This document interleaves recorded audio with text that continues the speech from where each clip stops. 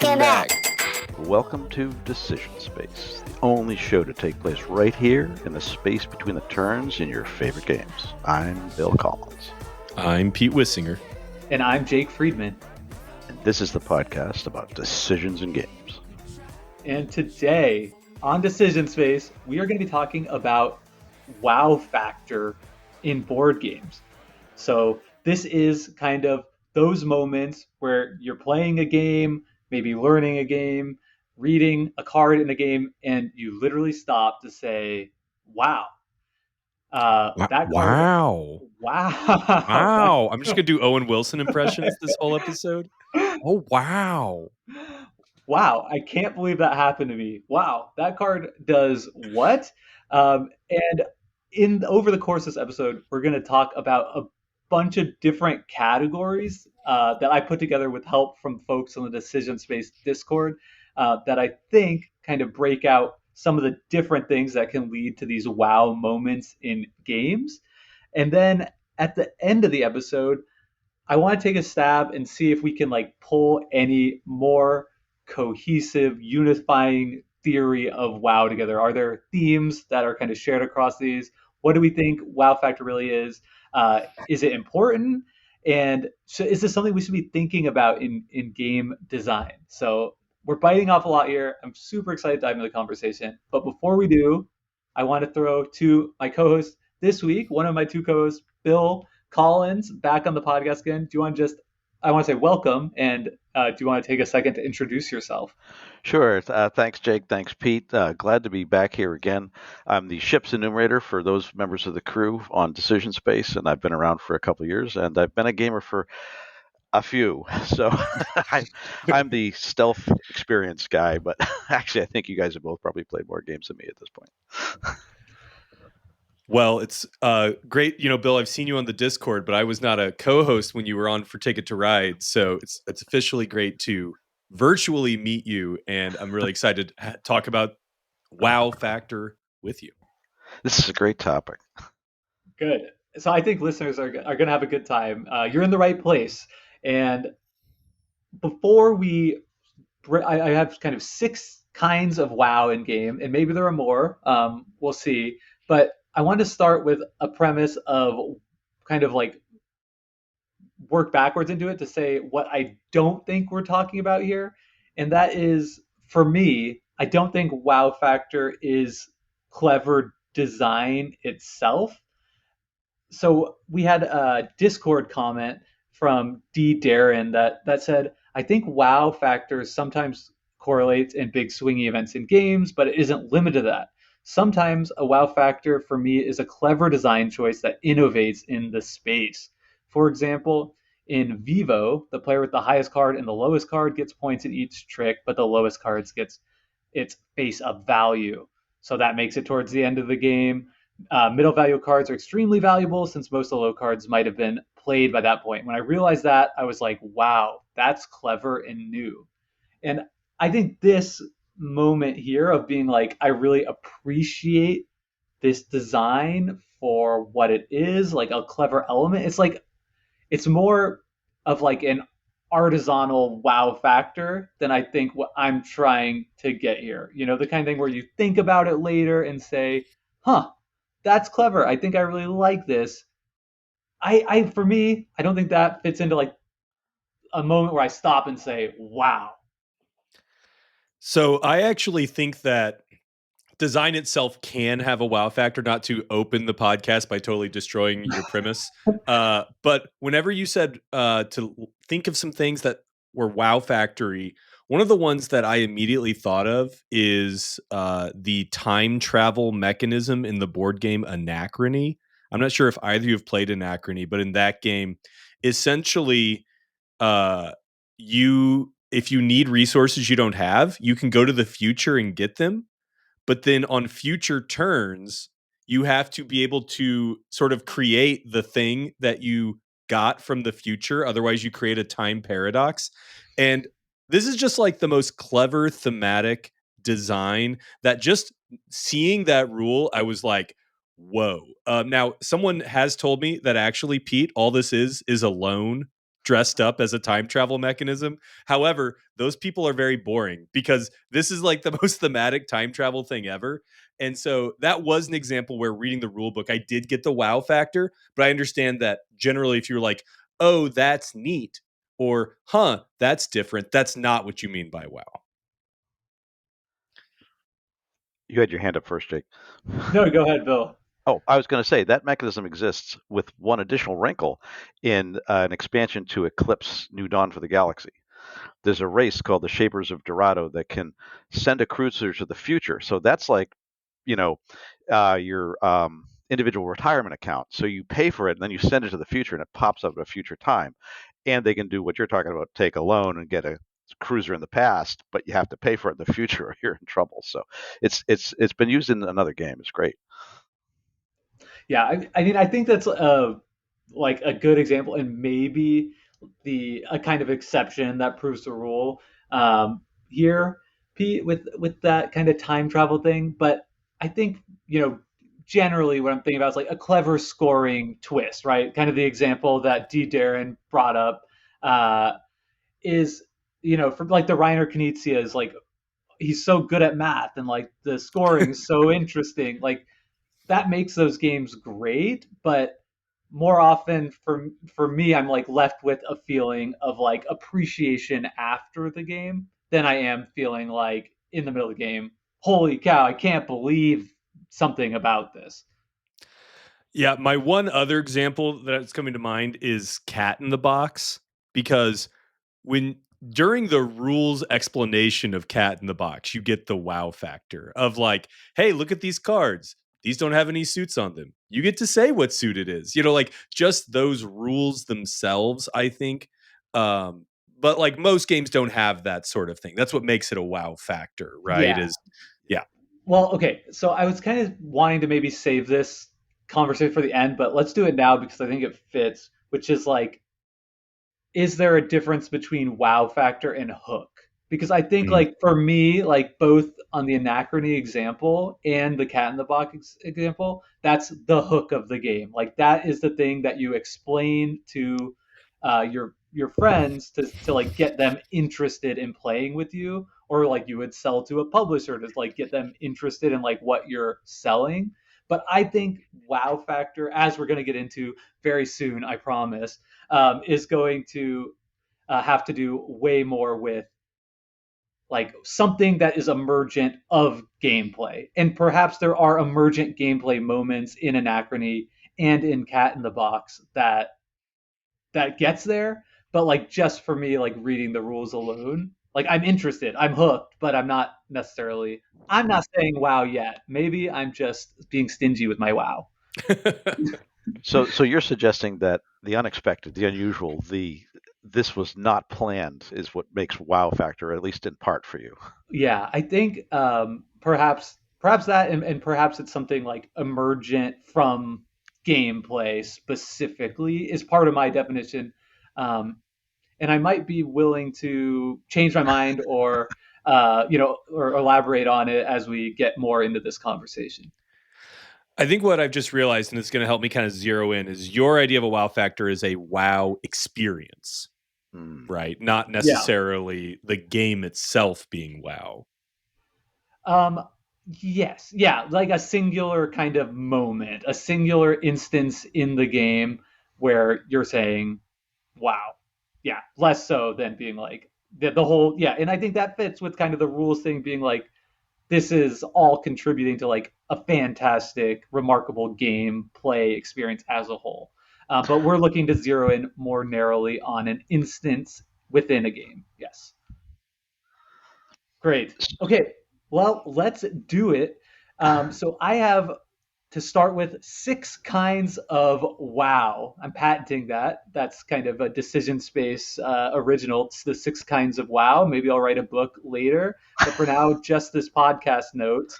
And at the end, if there are more, let's talk about it. But let's start here. And I want to give a huge shout out to Ben Ing in our Discord for their comment, which really helped craft this. So credit there as well. So the first one is instances of unbelievable coincidence or providence. And something you might hear actually said at the table when this is happening to kind of cue you in is like, I can't believe that just happened. So an example of this type of coincidence, providence would be one classic example, Yahtzee, right? If you roll a Yahtzee in one, I just load up my dice, roll 6 6s, that feels pretty remarkable. And, it might lead to some audible remarks from the table. I think that is like a quintessential and like sort of universally understood form of the coincidence. And then another example going into the modern board game space that I think would resonate with a lot of people as well would be in the party game Just One. So here there's no randomness from dice, but I've been in games of Just One with 6 7 players, and it's my turn to guess the word. So I close my eyes, open my eyes, expect to be greeted by many clues, and see none or one because all 5 of the other players wrote the exact same word. And that makes you just stop in your tracks and be like, wow, I can't believe it. We all wrote the same word. The mind meld is unbelievable. Let me give one of my 3 examples because I realized we could go long here because I think the best one is the unexpected of my partner's youngest child playing Cryptid would just 3 clues away from anybody else getting the solution would simply go, can it live here? If you know Cryptid, that's a game of getting clues from other players and trying to deduce the location of where a monster lives. You don't ever actually see it. That's the beauty of the game. But here's this 15, 16-year-old who would just go, it lives here. And I'll be like, oh my God, you're right. How did you get there? That's the example of the player taking the game to a new level. You go, whoa, wow, that's crazy. Yeah, I think that's an interesting example, and it might fit in another category later as well too. So Well, I'll have to ask you that when we get there. yeah. Yeah, I'll throw one out here, which is actually a sort of WoW experience, Jake, that I know you were on the bad end of one play of this game we played together, which is in the game Arcs. And I would say Arcs is a game full of WoW moments, but some of the luckiest stuff that can happen in Arcs and coincidental things have to do with the dice. So in Arcs, there's these 3 different types of combat dice, and the attacker in the game gets to choose which dice they want to use, and that involves different levels of risk that the player wants to take. And the by far the swingiest of these dice are these orange dice called the raid dice, and the raid dice have this symbol on it called a key, which lets you steal things from the player that you are attacking. And I played a game of Arcs at Geekway to the West a couple weeks ago, and I rolled a fistful. No, that's not true. Actually, this is even better. I only rolled 2 raid dice and got the double key on both raid dice, which means I got 4 keys on 2 dice, which is essentially like rolling snake eyes. Yahtzee. And I was and I was able to like just steal everything from the player who at that point was in the lead. And it's just one of those things where rolling dice in games, like you said with Yahtzee, but when you bring it into one of these games where like the dice are a combat mechanism or something that affects other players, it can really be that sort of like stand up at the table moment. And so that's I think a big one for me. Yeah, that's a great example, and I think perhaps even heightens kind of the feeling when it's in a longer game, right? Or like the times that the dice rolls are doled out is more infrequent, right? Like rolling Yahtzee, and Yahtzee is like, yeah, that's cool, but that's also like that's the name of the game. Like it's kind of expected to happen. But you might play 3, 4, 5 games of Arcs and not get a result exactly like that. Um, so Or you yeah, could play for 2 hours before you get to the combat where you get that roll. yeah, exactly. Okay, let's go to the next one, which is an unbelievable instance of player skill expression. I love this one, and you might say, like, "Are you kidding me? What a call!" In which is a poker example, or like, what a play, right? So this is when a player, when you say wow because of a player's superior skill exceptional performance. So that's why I was thinking maybe the Cryptid kind of fits in here too, Bill, where it's sort of like how I, I can't because I played Cryptid and it's felt like how are you've already solved it? Like your brain is operating at such a higher level than mine right now. happy to put it there too. um, okay, so a couple of examples I thought of for this is so first I mentioned poker. I think that highly competitive game settings, whether that's like chess, poker, Magic the Gathering, are more likely to have these instances. And that has to do less with the game itself and more with the fact that players are you like in order to like understand when somebody is performing at an unbelievably high level, you have to be very knowledgeable about the game system itself, right? If I play a master at chess, and I don't know chess well, right? I know the rules. I played chess, but I'm not like I've never had any kind of like I've never tried to get good or done a chess club or anything like that. Um, like I would lose, and I might be impressed by how much I was dominated by the better player, but like the one move or two moves that they make that are like truly master level are going to go right over my head because I don't know that system as well. But there's like all kinds of YouTube channels and stuff where players can kind of, or where commentators can sort of take a chess game and like break it down. And I find that kind of thing fascinating to like see and learn about, kind of the exceptional skill there. And certainly the person who's presenting the chess game between Magnus Carlsen and whomever is saying wow at various points throughout it because of these plays. So that's one category. But I think there are places in games where everybody can appreciate these things, whether you know the game well or not. And I think the best place for that in our hobby board game space is dexterity games. So Jenga would be a classic example where you're playing Jenga and somebody, it's definitely going to fall on the person right before you goes and they, remarkably remove a piece and dexterously plant it on top. And you kind of have to just like it's a different feeling than in most games where you just kind of have to applaud the performance, the demonstration of skill. Uh, and I think you see that in a lot of dexterity games. The last category here, I think, I can't pass up the opportunity to bring in mega dexterity games into this podcast. No, I can't. But I think sports is a genuinely great example to like understand this category of WoW, which is because of the universal common language of a soccer ball. We might not all be soccer players, but we've probably kicked a ball at one point in our life. And that makes it so that when, you know, uh, Messi strikes the ball from 40 yards out on a free kick and it bends through the air into the, around the wall, into the corner of the net, right behind the goalkeeper's reach, we say, wow, kind of regardless, because we have some understanding of how impressive and how difficult that move was to like envision, plan, and then execute. It's demonstrative. That's like a hockey goalie who suddenly goes from one side of the net to the other and blocks a shot that they should have never had any right to block. Absolutely. Yeah, and that's a great example because like I'm not a hockey fan, but when I see hockey highlights, I'm like, that's amazing. Like that, and he's on ice skates, no less. Yeah. Whereas the example I gave is of a puzzle game because you can have that moment where you just complete the puzzle perfectly and everybody's looking at it going, how did you do that?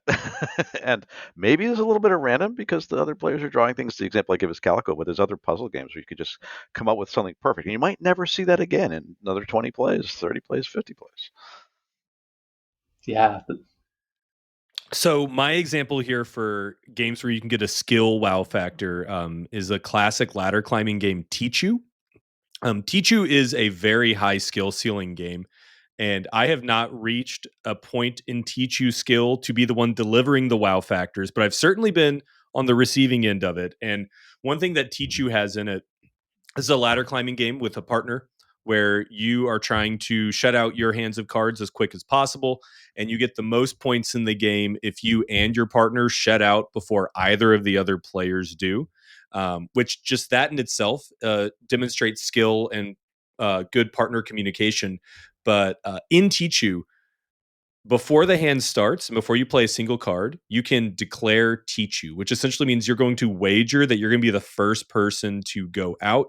You put a 100-point wager on the table. If you do it, you get him. If you don't, the other team gets him. So just even that in a game where there's so many variables and it's such a high skill game. So to say to the whole table, hey, watch me do this, you better stop me, is super impressive. But even more impressive is that in Tichu, the first thing to do is you get 8 of your 14 cards dealt to you. And when you've only seen 8 of your cards, you can declare Grand Tichu, which means I've even seen my whole hand and I'm declaring. And it's basically a double Tichu.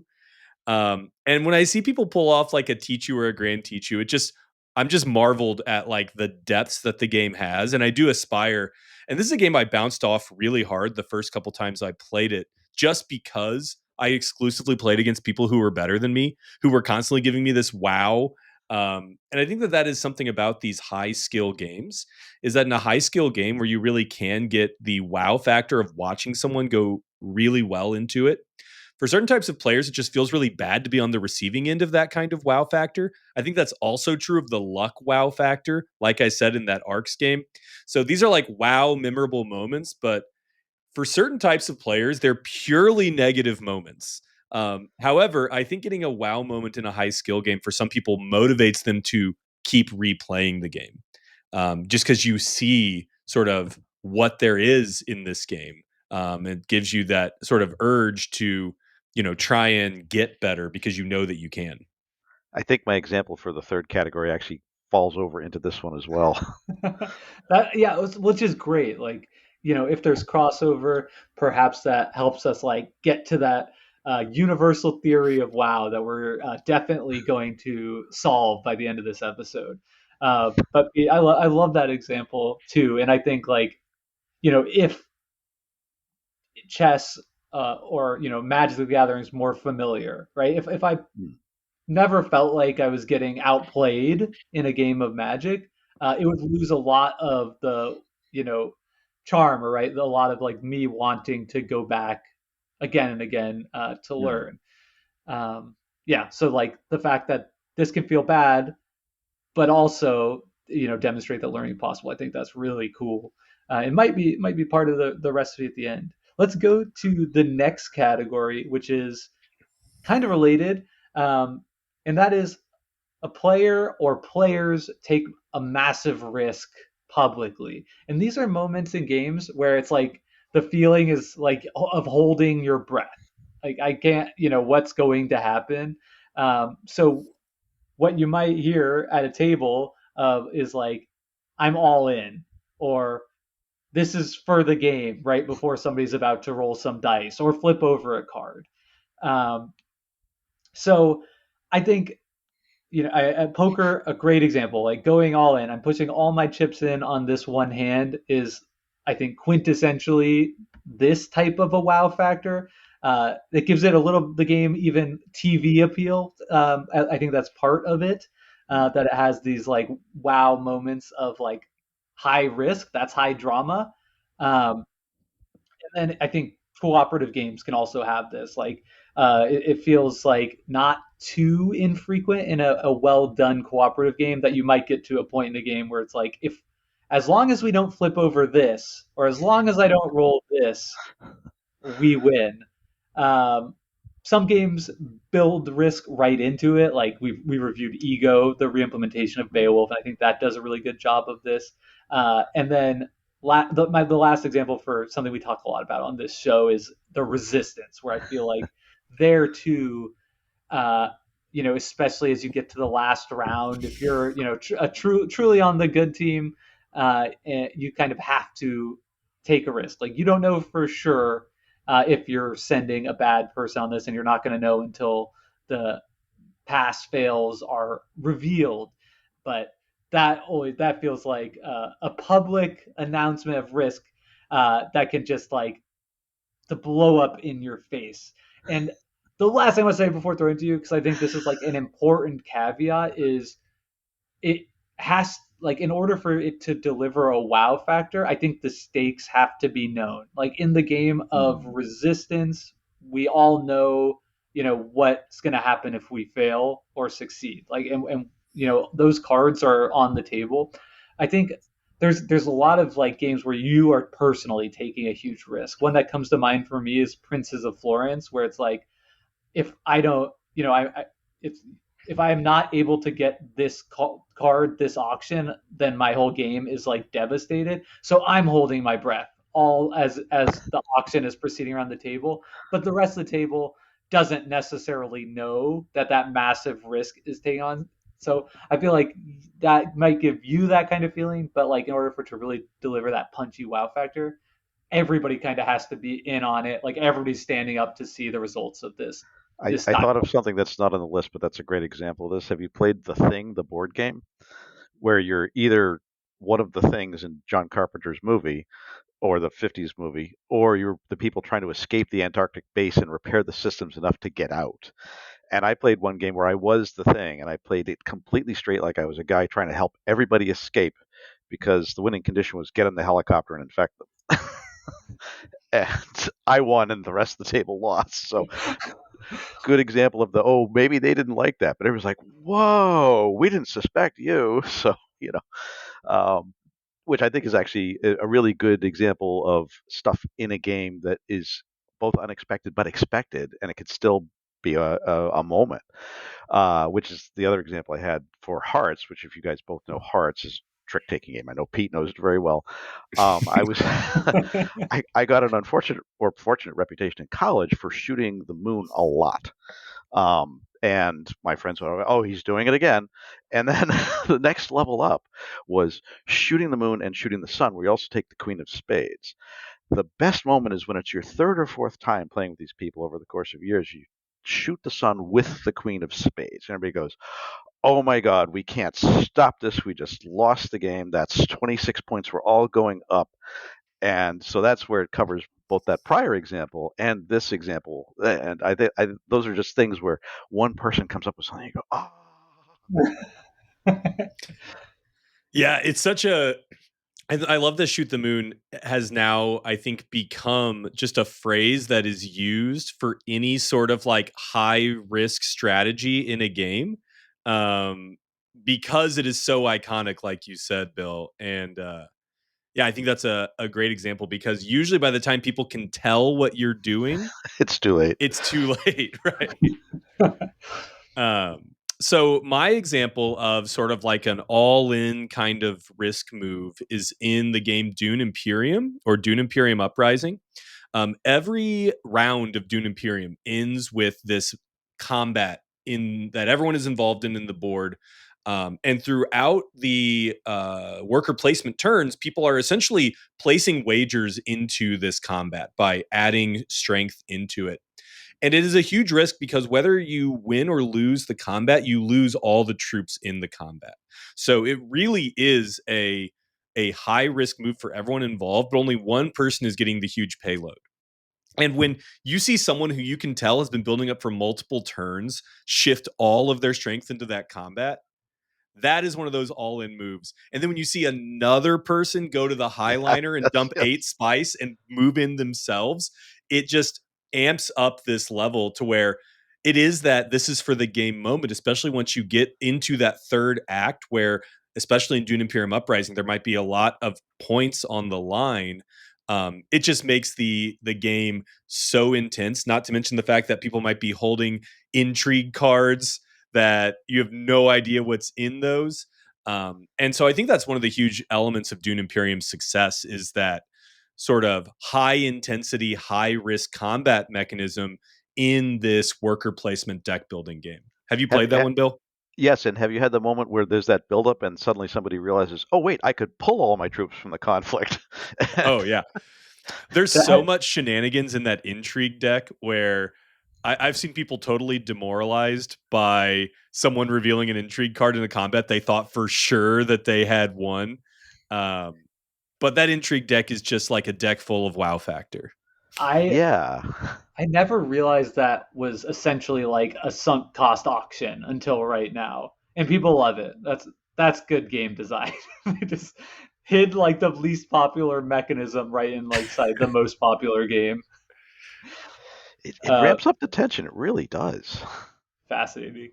Okay, let's go. Keep going on, so we have time at the end to discuss. But this one is a little bit more wishy-washy.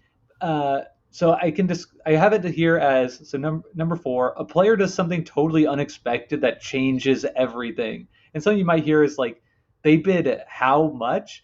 And I think what I'm thinking about in games that I play is sort of like you're maybe there's an auction in a game and somebody's like just puts a number out there, you're just like, wow, okay, I guess they really want this or whatever, and you it actually like stops you sort of like in your tracks and kind of like changes the way you're thinking about the game. So I think that's something that can happen in high society.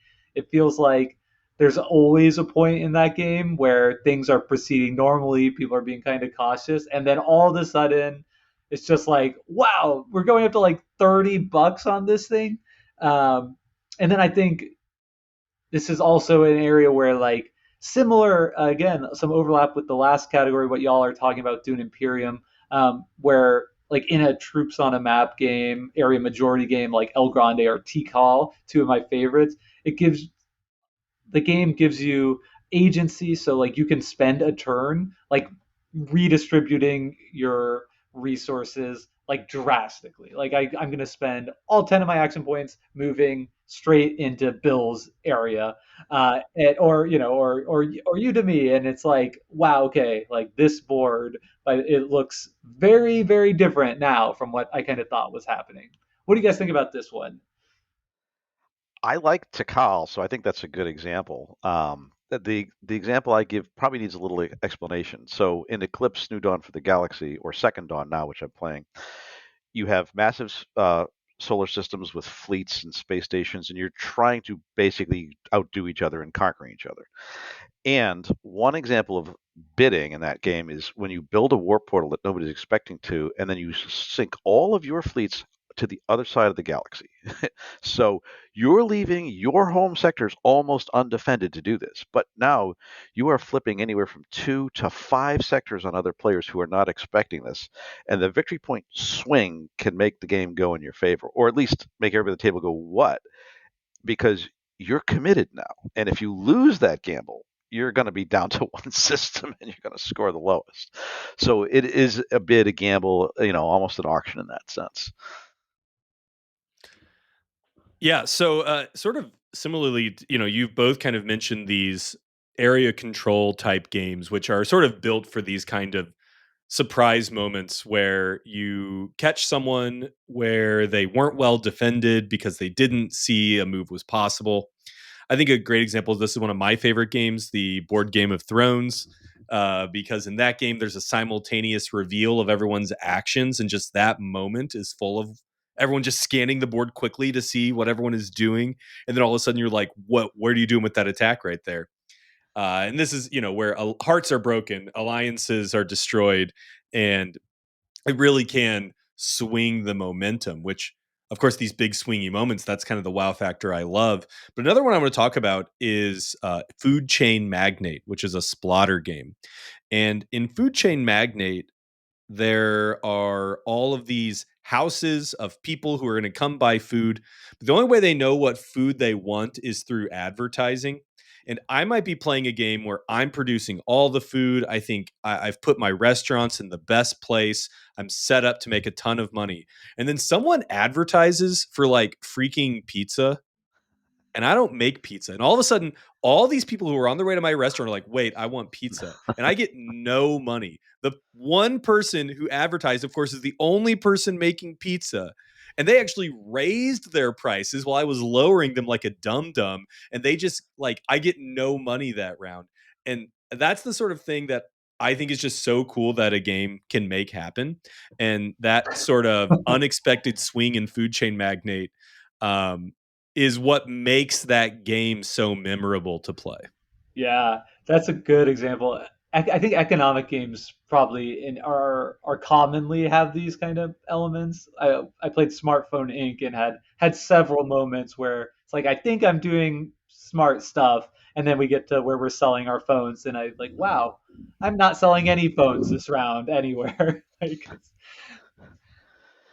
And at least there's no guardrails. Speaking to the prior episode, the less guardrails you have, I think WoW is easier. Yeah, I would say Food Chain Magnate and Splotter games in general are sort of known for enabling players to smack themselves in the head. I think it was a quote from one of the people who runs Splotter said something like, if you can't lose a game on your first turn, what's the point in having a first turn? Which, like, that's a take. I don't think everyone would agree with that, but yeah. Okay.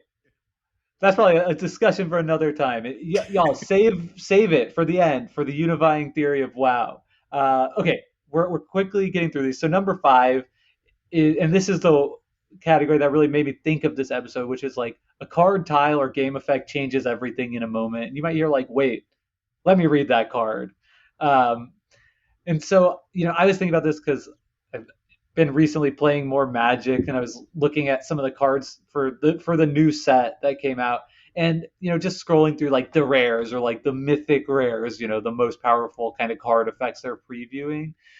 It's hard not to sometimes just be like, wow, like that card does all of that. And part of that might be like me, the game has like power creep, right? The cards are getting like way more powerful than back in the day when I, was learning and playing a lot of Magic. It's like I get all that for 4 mana or whatever. But it's just cool that like Magic has, sort of a self-balancing type of thing where like they can have higher cost cards, means that the effects can just be like absolutely insane, right? Like they can just print text on a card that's like, well, this is in play, you can't lose the game. So Well, I how about the eponymous Chaos Orb story? right. Well, Yeah, it's not do you want to eponymous, share it? but Yeah, share it. so in the early days of Magic, there was a card called the Chaos Orb that you had to tear up and throw onto your opponent's cards, and every card a piece touched went out of play. Incredible, right? Like that is a perfect example for this, right? Where something you just have to like stop and read it again, and you're just like, wait, that can happen in games. They So yeah, banned so it. right. So that's my that's category number 5. What did y'all have for this one? I actually found a better example than the one I put on the list the other day. We played Lords of Waterdeep last night. Have both of you guys played that? Oh And yeah, have you played with the expansions, Undermountain? I don't think so. Oh, well, let me read this card to you since you both know the game, because Lords of Waterdeep is a worker placement game where you're in the Forgotten Realms, at Greenwood's Forgotten Realms, and you're just placing guys in a city and doing things. There's some neat little stuff and some intrigue cards. This card is from the expansion. It's called Defend the Yawning Portal. It requires 3 clerics, 3 white cubes, 6 warriors, 6 orange cubes, 1 rogue, 1 black cube, and 1 wizard, 1 purple cube. Reward 15 victory points, 2 cubes of your choice, and return up to 3 of your agents to your pool. Sounds I saw both sounds your eyes pretty go up. strong. It's been a while since I played the game, but like I think that is an awesome example, right? Because like when you're playing the game, right? Just it seems like it costs. I don't know. I don't You'll know the have game well 3 to enough to 5 know agents depending on the the player balance, count. right? So Right. you've put out 3, and everybody's going to have 2 to play after you or something like that. And now all of a sudden you've just recalled 3 more of them. And Yeah. So did you feel like in this game that it was like perhaps too strong, stronger well, than the because there's a lot of those in the game and everybody gets a chance to get them and play them, I don't have a problem with it. But the very first time you run across one of those, you're like, what? There's another one that lets you get victory points and then draw 4 intrigues and play each one as you draw it if you want to. And if you don't play the intrigue, then you keep it. So here's those little game changing intrigue cards that are so much fun, and you get victory points. You just go, I'll play this on you, and I'll play this and get victory points, and I'll play this and move my guy here, and I'll get 6 cubes. And so it's a lot more swing. There's a lot more yeah. ramped up stuff, which is different from the base game. But it's a great addition if you've played the base game at all to get into that sort of stuff. So anyway, Pete, you had the final example there. yeah. So I think that this is one of those wow factors that is an element of discovery when you see something a game does for the first time, and maybe it fades a little bit. Mm. I think about our last episode, which is about the game Innovation. Like every card in Innovation is its own little mini wow factor because every card has a totally unique ability. Also, I've been playing a lot of Root with some people on the Discord, and I think that the process of learning Root is just wow factor after wow factor. Because you're like, wait, your faction can do what? My faction can't do that, and just learning the possibilities of the system. But I think my example that continues to delight every time I see it is the encounter cards in Scythe. So Scythe is a sort of quasi 4X game by Jamie Stegmaier. And in this game, you have one character that is like your leader, that when they move around to certain spaces on the board, there's these encounter tokens that let you just draw a card that has a very cool picture on it. And then they have these different effects you can choose that can happen. And I think the reason this is a wow factor in a card is this is a game where there's not a lot of unexpected things that happen. So the fact that someone might get a card that just lets them like throw one of their mechs on the board is absolutely crazy. The art is really cool and delightful. And every time I play Scythe, I just try and gobble up as many of these as I can. Not because it's necessarily a winning strategy, but because of that fun wow factor that delights me every time I play it. I think you said something really interesting, Pete, about the kind of discoverability aspect here, because I think there's two sides of that coin. On one hand, it can be sort of a another case of like feeling amazing when you get to do this super powerful thing as the person doing it, but it could feel bad on the other side, especially if it's unexpected or unknown, which is like, wow, I guess that card beats my strategy that I was going for. Uh, and I think we played Imperium the Contention at Geekway, and I sort of had my troops amassed, and somebody played a card that was just like basically kill all the troops in one area, and I thought, well, that was a fun game for me, but now I'm just kind of done. And I could have predicted that that card might exist, but like the wow factor was sort of in that case, it could kind of be detrimental in my experience. And I think like while you lose some of the discoverability by playing it more, then it just becomes like part of the DNA of the game. And like, I think there's fun, at least for a player like me, fun and excitement and like sort of knowing about some of this powerful stuff. And like, can I use knowledge that like that exists to be a better player or kind of, so I think you get some and lose some with this one. Yeah, I think that it's one of those things where another example of games like this are some war games like Twilight Struggle, which Twilight Struggle is probably the most popular example of what's called a card-driven war game. And Twilight Struggle is one of those games where there's a huge deck of cards and each one has a different event on it. And once you know the game, you know not to make certain moves because a certain card could come up, which could undo a lot of your progress. But the first time you play, you don't know that a card exists, which make it really bad to put a lot of resources into this certain region or whatever. And so these are games that obviously reward replayability.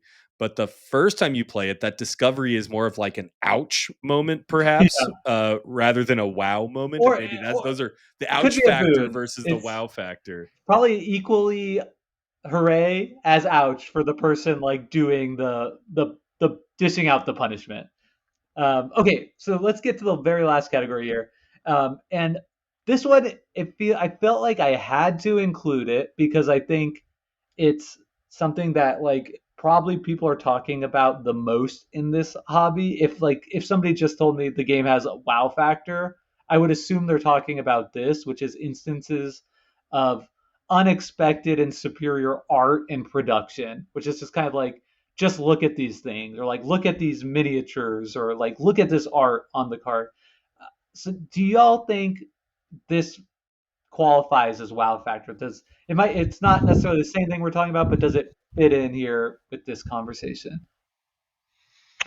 I think for me, it's always going to be topped by something else somewhere down the line. So once upon a time, metal coins in a game was like amazing. Now it's like, does it have metal coins? So you can surpass this. That said, there are certainly some games with great art, great production that you just really look at because the artist has created something amazing. A lot of Ryan Lockett games have just tremendous art. You could get lost looking at the art.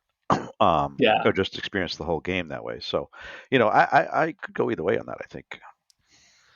I would argue that this is actually one of the biggest sources of a wow factor in a game, just because this is the wow factor that someone will notice before they even sit down and play it. And this is the wow factor that might make someone choose to learn and play a game. I think we're maybe getting kind of close to marketing when I say it like that, but you know, the, games are things that are objects that are fun to play with. And so giving some sort of new element to that, I think can provide a lot of wow factor. And I think a company that's really good at this is CMYK, which just continues to do these absolutely bonkers productions. Like when I first got Wavelength, which has this big goofy dial component, it just looks like nothing I'd ever seen before, and the game is literally more fun because of that object. Or a game like Lacuna, where you have the shaker of pieces that you spread out, or their newest game Hot Streak, which has this board that you pull out like blinds on a window to be a racetrack, and these pre-painted minis, and it just they this is a wow factor that I think maybe is not so important from a decision space perspective, but can absolutely bring wow to the gameplay experience. Yeah, they are so good at it. And don't get me started on the like extra large size card game boxes, the magenta line. Pete, your thoughts? Hey, listen, actually, I think large boxes are cool. You Large know, boxes are cool I now. think maybe But that's the wow factor. This is, by the way, a joke about um, one of my own games that's coming out in a large box, and I think people should chill. I think large boxes are cool. large boxes are cool now. Yeah, absolutely. Could not agree more. Yeah, I think for me, the thing that like makes it a wow factor, and I don't want to like disparage art and production at all. Like those are things that absolutely enhance my gameplay experience. Like if I'm spending my time at a table playing with something that looks beautiful, that like the tactile nature of the components like feel good. That's great. I'm happy to have that. But I think that alone doesn't necessarily make me stop and say wow, but it's like when something is truly unexpected about it. And I think the CMYK is a great example of that. I was also going to bring up the Dark Tower by Restoration. Restoration. And Pete, you showed me that, and I like heard of this Dark Tower. Like I knew to expect like a big giant thing, but then to like actually see it on the table and be like, wow, I can't even see the other people at this game I'm playing with anymore because this tower is like so massive and noisy. It's just so extra. That like for me, that definitely created a wow factor. Or have either of you seen those town squares over in Germany and other places in Europe where they've got a chessboard that's like human sized and the pieces are 4 feet tall? The first time you see one of those, wait. I have to move this. Bill, come to St. Louis. We've got the largest movable chess piece right downtown. Yeah, the World Chess Hall of Fame. Nice. Another example, I brought up the game Anachrony earlier, and Anachrony has these uh, mechs. So the way that Anachrony works is that your actual worker piece is just like a cardboard chit. In order to send them out onto the board to go take actions, they have to get into a mech. And if you just buy the base game of Anachrony, it's just a larger cardboard chit for you to stick your worker on. However, you can optionally buy these incredible mech miniatures to slot your worker into. And I have to say, I will not play Anachrony on the table without those mechs. And I'm not even a plastic miniatures guy, but I think it actually enhances the gameplay experience enough that it pushes the game into another level of enjoyable to play. I think that because this podcast is so much about the decision spaces of games, which I think is great, and that's what makes this podcast cool. It's for these other Philistines to go on and on about pretty pieces of plastic or whatever. But I actually do think that this is an important component of making games enjoyable. I actually think that if we played a game and it was, had bad art and bad card quality and things were too small or the colors were hard to tell apart, we would actually say that is maybe going to make me not want to play that game again, as opposed to if that same game existed but with fantastic art and production. And so I actually do think that that can provide a different type of wow that is maybe different from the other categories we've talked about, but it's undeniably present.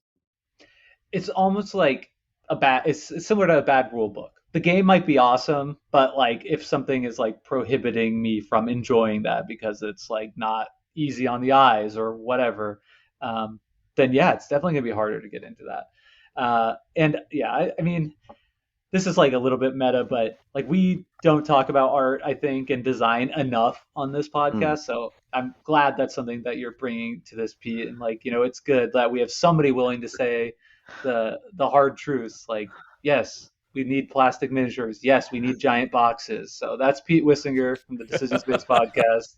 Or it simply elevates the game above all the others. So you go, hey, this looks great. I'll play that, Absolutely. Yeah. No, I kid, but completely respect the position and respect the great artists and production in this hobby. Let's get to the end of the episode where we're going to spend just a few more minutes discussing this. As we talk through that, are there any themes, like any unifying kind of factors that jump out to us about WoW? So I would actually like to go back to our initial discussion of what you said you're not talking about. Okay, because you said you're not talking about the design itself, but I would argue that all of these things come from the design of the game. That essentially the game design creates the ability for these moments to happen. And so while maybe you're saying that the design itself is not providing the wow, I would actually argue that it is, because it is not just by coincidence that we're mentioning these games that, like, oh, it's not the game. It's just when I play it, this happens. Well, it happens when you play the game because of the design. So I actually do think that this is something that designers can sort of create. I know that Cole Worley has talked about how he approaches every game he designs as if it's the last game he's going to design. So it's like, you've got to bring the wow factor into the game design. So I actually think that all of these things are the outcome of the rules of the game, in fact. Yeah. Can you have both intentional and unintentional wow factors in a game? I mean, probably. I would imagine that the unintentional wow factors are more likely to come from who you're playing the game with, perhaps, rather than the game itself. But I guess I would need an example of an unintentional wow. Jake factor. liked one in the pre-show write-ups. Robo Rally. What are you doing? You're taking your robot, you're programming 9 or fewer movements depending on how much damage you've got, and you're trying to move through this board. And something goes awry, and all of a sudden, a bunch of robots are falling into pits and lasering each other, and nobody's plan is perfect, but you're all laughing excessively because it's just such a funny moment. That is possibly by design, and it's possibly simply by accident. I think so. I by accident by the player, but by design by the rules, I would say. Yeah. And I think Pete would agree with me there, where often like these funny moments are they're. I think back to CT Win and Games Agency as Art, where he talks about kind of these stupid games where like the games are sort of designed to create these funny moments, but we can only get to the funny moments if people are actually trying to succeed so that they will, so that it's hilarious when they fail. Where if somebody's intentionally failing in Twister over and over again, not so funny. Yeah. I think if we're thinking about like, one of your questions here, Jake, is, what does this tell us about game design, or should we be designing WoW into games? I think that if we're looking at what a lot of our examples have in common, um, the sorts of things that don't bring the WoW in a game are games that sort of follow a set trajectory as you play, right? These sort of monotonic games where it is all progressing and there's not loss, right? Where, it's just, making progress maybe at different rates from everybody else. I think that almost all of our examples, the WoW comes in a place where um there is room for creativity in your play, or that there is the potential for a large loss in your actions. I think that high stakes on almost all of these examples are the thing that creates that wow.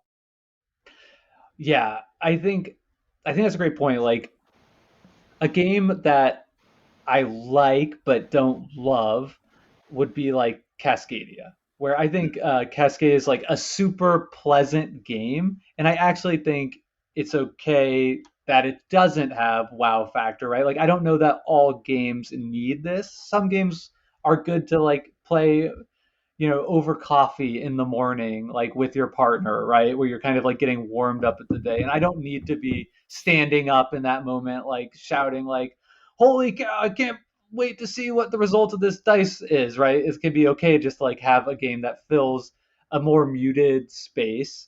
Um, but I think by design, again, right, the like gameplay experience, it follows like a much flatter trajectory, and that's something that I would shy away from myself in like for like my main course at like a game night.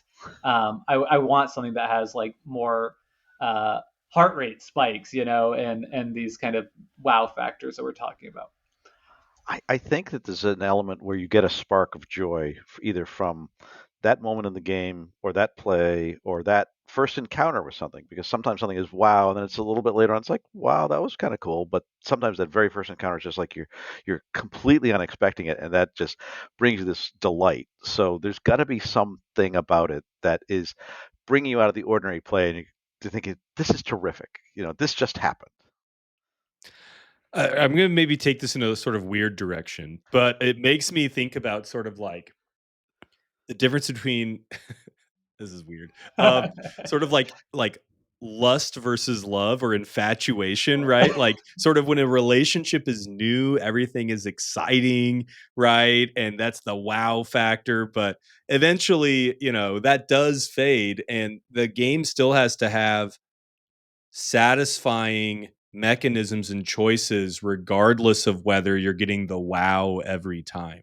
And I think that that's where sort of more like cozy Euro games work for people, is because, while maybe it's not making you stand up at the table and yell when you're playing, it is giving you some sort of satisfaction as you play, or it's tickling a part of your brain. And games can be cozy and satisfying and not be wow, but that might be exactly what you want at that moment. I know for me personally, that can't be my entire game diet, but there is certainly a place for it. Yeah, comfort games for sure. Or you can even Yes. have a very familiar game that you play for years and years, and all of a sudden something unexpected happens, and there's that moment again, just that flash of sudden something new or unexpected. Sorry to cut you off, Jake. No, you're good. I was gonna make some joke about being like Arcs is like the game that you like have a fling with, but Cascadia, that's the game that you marry. Yeah, we're not going to do an FMK for board games, but yeah, Yeah, save it for the Patreon after show. Decision Okay. Space After Dark, right? Yeah. Um, so I think like as I'm listening to us talk here, I think there are some themes that come through that like as so my thesis here, like, and this is actually exciting for me to kind of think about this because I'm like a game designer, right? I have liked fiddling with games. And just to be totally vulnerable, I feel like a lot of my games have ended up finding like the ones that succeeded, right? That I play this, I'm like, this is a functional game. Kind of tend to be in that more like flat decision space. Like it's working. We get to the end, we build up, we get points, we count our score. The end, everybody's like, that was pretty neat, but it hasn't really delivered that wow factor.